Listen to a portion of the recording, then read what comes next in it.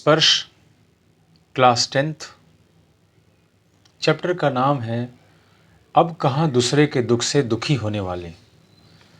इसके लेखक हैं निदा फाजली। बाइबल के सोलोमेन, जिन्हें कुरान में सुलेमान कहा गया है, ईसा से 1025 वर्ष पूर्व एक बादशाह थे। कहा गया है वह केवल मानव जाति के ही राजा नहीं थे, सारे छोटे बड़े पशु पक्षी के भी हाकिम थे। वह इन सब की भाषा भी जानते थे। एक दफ़ा सुलेमान अपने लश्कर के साथ एक रास्ते से गुजर रहे थे।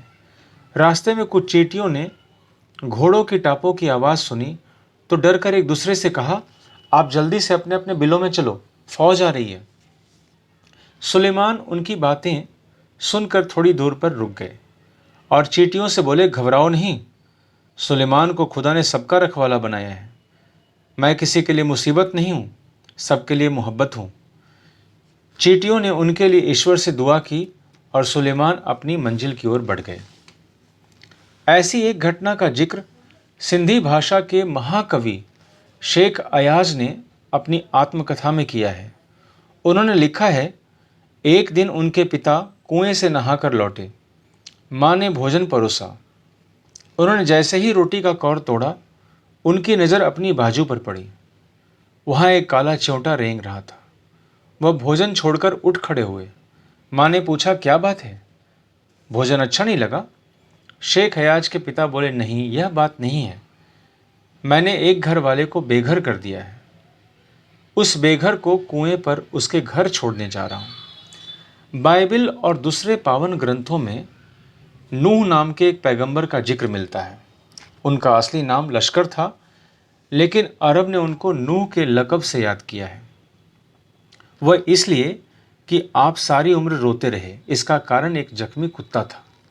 नूह के सामने से एक बार एक घायल कुत्ता गुजरा। नूह ने उसे दुत्कारते हुए कहा, दूर हो जा गंदे कुत्ते। इस्लाम में कुत्तों को गंदा समझा जाता है।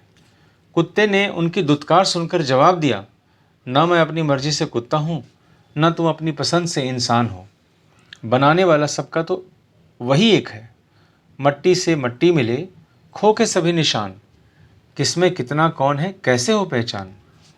नूह ने जब उसकी बात सुनी और दुखी हो मुद्दत तक रोते रहे। महाभारत में युधिष्ठिर का जो अंत तक साथ निभाता नजर आता है, वह भी प्रतीकात्मक रूप से एक कुत्ता ही था। सब साथ छोड़ते गए तो केवल वही उनके एकांत को शांत कर रहा था। दुनिया कैसे वजूद में आई, पहले क्या थी, किस बिंदु से इसकी यात्रा शुरू हुई, इन प्रश्नों के उत्तर विज्ञान अपनी तरह से देता है, धार्मिक ग्रंथ अपनी अपनी तरह से। संसार की रचना भले ही कैसे हुई हो, लेकिन धरती किसी एक की नहीं है। पंछी, मानव, पशु, नदी, पर्वत, समंदर आदि की इसमें बराबर की हिस्सेदारी है। यह और बात है कि इस हिस्सेदारी में मानव जाति ने अपनी बुद्धि से बड़ी बड़ी दीवारें खड़ी कर दी हैं।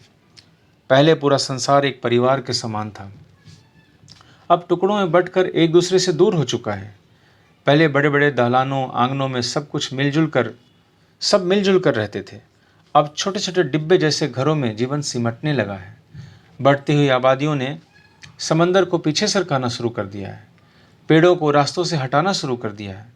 फैलते हुए प्रदूषण ने पंछियों को बस्तियों से भगाना शुरू कर दिया है।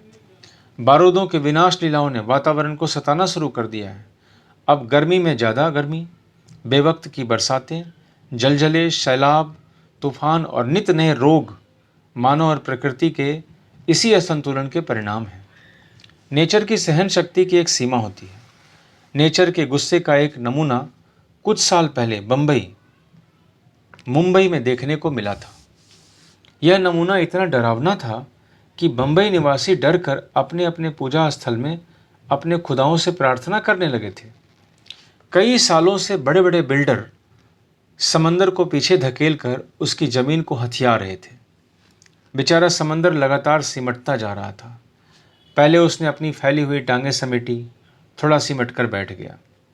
फिर जगह कम पड़ी तो उकड़ू बैठ गया, फिर खड़ा हो गया। जब खड़े रहने की जगह कम पड़ी तो उसे गुस्सा आ गया। जो जितना बड़ा होता है उसे उतना ही कम गुस्सा आता है। परंतु आता है तो रोकना मुश्किल हो जाता है। और यही हुआ। उसने एक रात अपनी लहरों पर दौड़ते हुए 3 जहाज़ों को उठाकर बच्चों की गेंद की तरह 3 दिशाओं में फेंक दिया।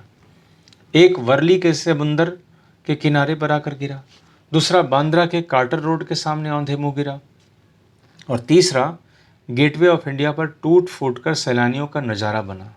बावजूद कोशिश वे फिर से चलने फिरने के काबिल नहीं हो सके। मेरी माँ कहती थी, सूरज ढले आंगन के पेड़ों से पत्ते मत तोड़ो, पेड़ रोएंगे। दिया बत्ती के वक्त फूलों को मत तोड़ो, फूल बद्दुआ देते हैं। दरिया पर जाओ तो उसे सलाम किया करो, वह खुश होता है। कबूतरों को मत सताया करो, वे हज़रत मोहम्मद को अजीज़ है। उन्हें अपनी मजार के नीले गुंबद पर घोंसले बनाने की इजाज़त दे रखी है। मुर्गे को परेशान नहीं किया करो, वह मुल्ला जी से पहले मोहल्ले में अजान देकर सबको सवेरे जगाता है। सबकी पूजा एक सी, अलग अलग है रीत, मस्जिद जाए मौलवी, कोयल गाए गीत।